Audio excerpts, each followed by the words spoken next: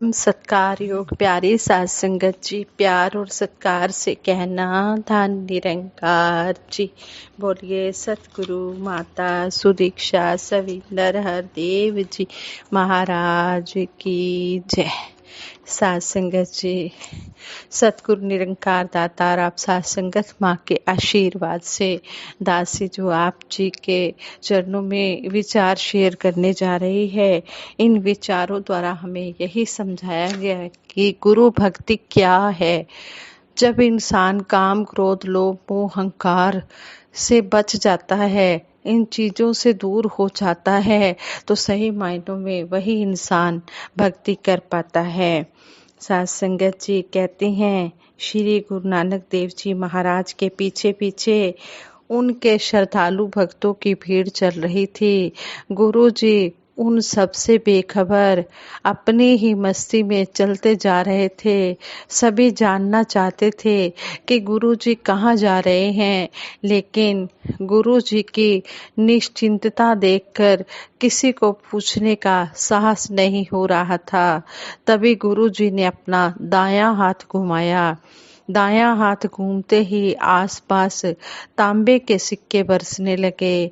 कई श्रद्धालुओं ने सोचा, गुरु जी तो ना जाने कहाँ जा रहे हैं, उनके पीछे चलकर इन सिक्कों को क्यों छोड़ा जाए। ऐसा सोचकर कई भगत वहीं रुककर तांबे के सिक्के इकट्ठे करने लगे। उनके सिक्के इकट्ठे करने तक गुरुजी अपने बाकी भक्तों के साथ काफी आगे निकल चुके थे। उनकी आंखों से ओझल होते ही उन्होंने सिक्के संभाले और वापस अपने घरों की ओर चल दिए। यह बात सुनते ही गुरुजी के पीछे कहते हैं कि उधर गुरु जी के पीछे अभी भी काफी श्रद्धालु चल रहे थे। थोड़ी दूर जाने के बाद गुरु जी ने फिर माया रची। उन्होंने अपना हाथ हवा में उछाला और आसपास का रास्ता चांदी के सिक्कों से भर गया। तांबे के सिक्कों को देखकर कई भक्तों ने अपने लालच पर विजय पा ली थी, मगर चांदी के सिक्कों के लालच को ज्यादा भगत ठुकरा नहीं पाए। 3 को छोड़कर सभी भगत चांदी के सिक्कों को इकट्ठा करने में मस्त हो गए। इतनी देर में गुरुजी काफी आगे निकल गए। अब उनके पीछे केवल 3 भगत चल रहे थे। वे थे बाबा मर्दाना और लहना। थोड़ा सफर तय करने के बाद श्री गुरु नानक देव जी महाराज ने फिर माया रची। इस बार रास्ता सोने की मोहरों से भर गया।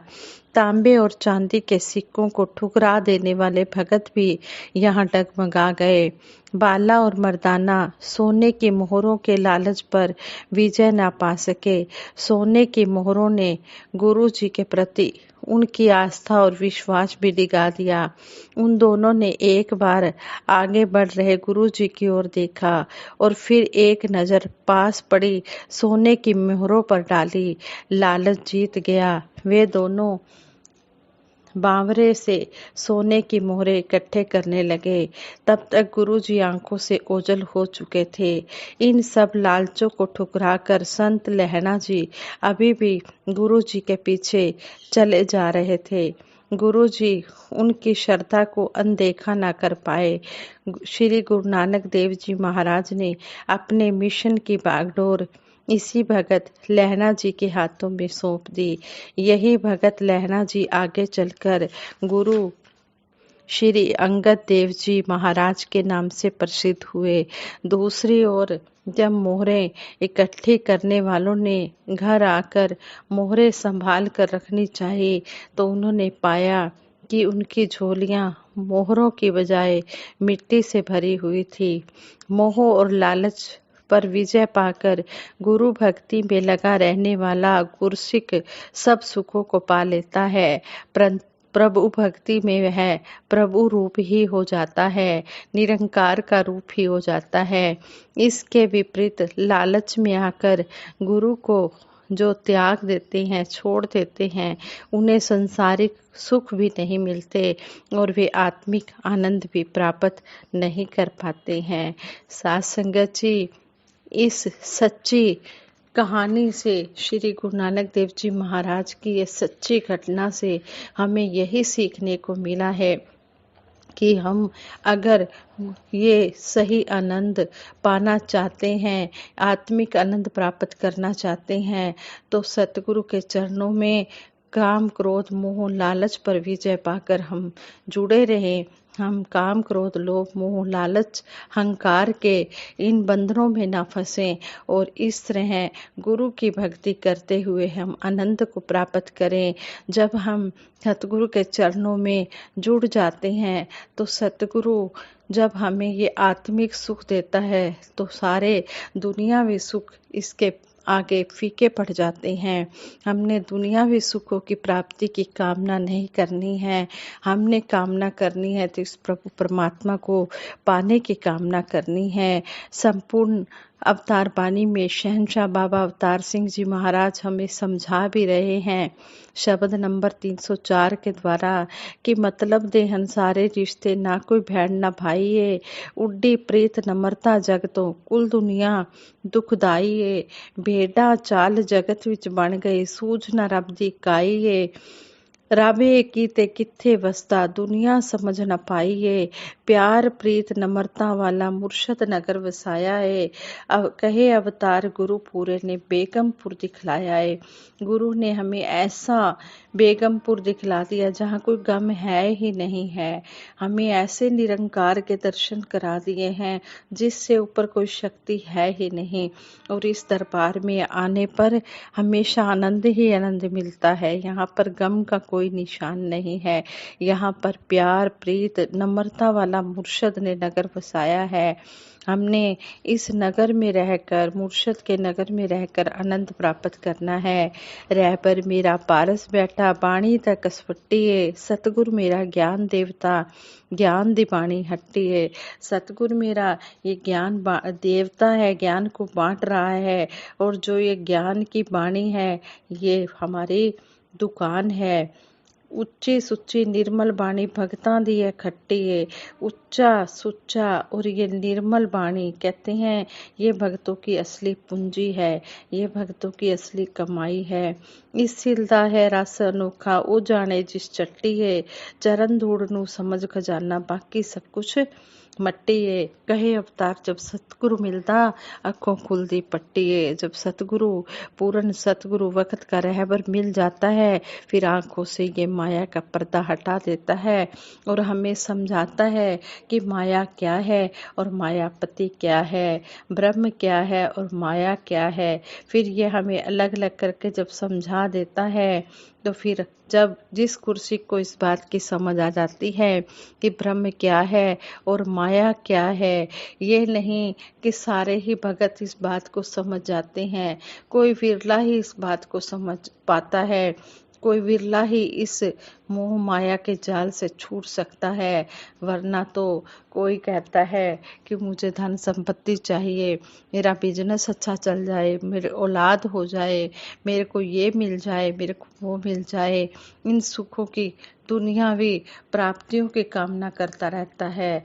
लेकिन जो सही मायनों में सच्चा गुरसिख होता है वो गुरु से गुरु को ही मांगता है, गुरु की भक्ति ही मांगता है और वो निष्काम भाव से भक्ति किए चला जाता है।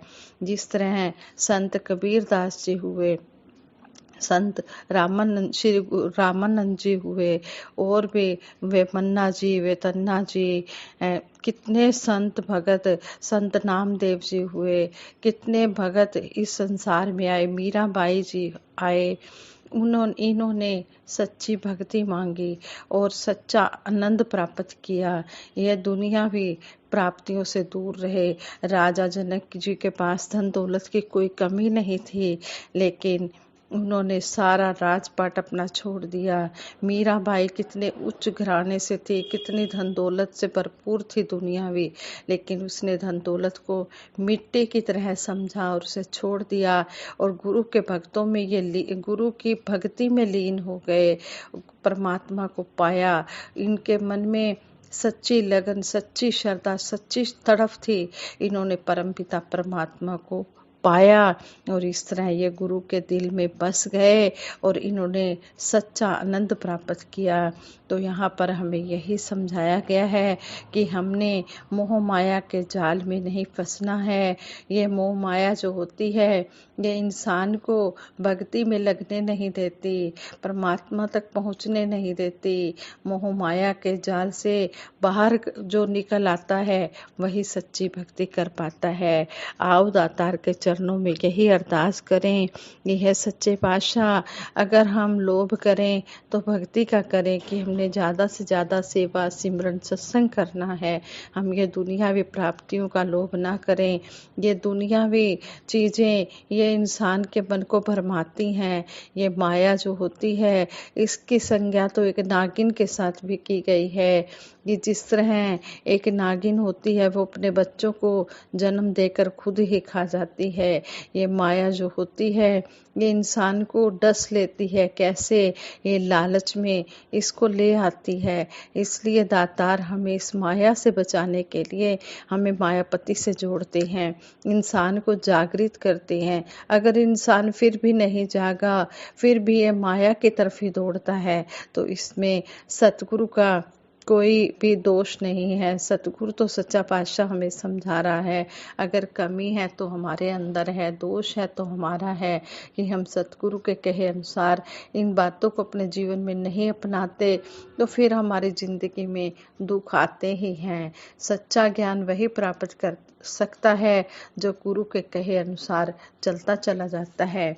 कई महात्मा कह देते हैं कि हमने ज्ञान भी ले लिया है, हम सेवा भी करते हैं, सिमरन भी करते हैं, सत्संग भी करते हैं, लेकिन हमारे जीवन में वो आनंद नहीं आया जो आना चाहिए था। तो फिर दूसरा महात्मा कहता है कि ऐसा तो हो ही नहीं सकता, जो सतगुरु के दरबार में आए उसे आनंद ना मिले, कहीं ना कहीं आपके अंदर ही कोई कमी है। फिर वो जब महात्मा अपने अंदर झांकता है, देखता है, तो वो कहता है कि मैं तो अगर सत्संग में आता हूँ तो मैं तो दुनियावी चीज़ों की ही मांग करता रहता हूँ, मुझे ये दे दो, मुझे वो दे दो। तो फिर वो महात्मा समझाते हैं कि जिसने मायापति को मांग लिया उसे दुनियावी चीज़ें मांगने की ज़रूरत नहीं होती है। ये माया तो फिर उसकी दासी बन जाती है, लेकिन दासी उसी की बनती है जो सही मायनों में सतगुरु के चरणों में अर्पित समर्पित कर देता है। फिर वो यही कहता है कि मेरा मुझ में कुछ नहीं, जो कुछ है सो तेरा, तेरा तुझको सौंपते क्या लागे है मेरा। जब सही मायनों में दिल से पूर्ण विश्वास के साथ इंसान सतगुरु के चरणों में अपने आप को अर्पित समर्पित पूर्ण रूप से कर देता है, समर्पण का भाव मन में ले आता है, विस्तार से समर्पण करता है, तो सही मायनों में फिर वही भक्ति को पा सकता है, वही अपनी भक्ति की ऊंचाइयों पर चढ़ सकता है। कहते हैं कि जो सतगुरु के कहे अनुसार चलता है वही भक्ति को प्राप्त करता है, वही सच्ची मायनों में भगत कहलाता है। हम भी इसी तरह जो भी ये विचार सुनते हैं, पढ़ते हैं, इनको कर्म रूप में ढालते हुए सतगुरु के चरणों में जुड़कर इस आनंद के साथ जुड़े रहें, इस परम स्रोत के साथ जुड़े रहें, इस परम शक्ति के साथ जुड़े रहें जो हमें सतगुरु की कृपा से मिली है, जो सतगुरु ने हमें दिखाई है। इस दिव्य दृष्टि के हम हर पल दर्शन करते रहें। इससे ऊपर नहीं विचार जाके मन वस्या निरंकार, इसके ऊपर कुछ भी है ही नहीं तो विचार किसकी होगी। ये सबसे ऊपर परम शक्ति है।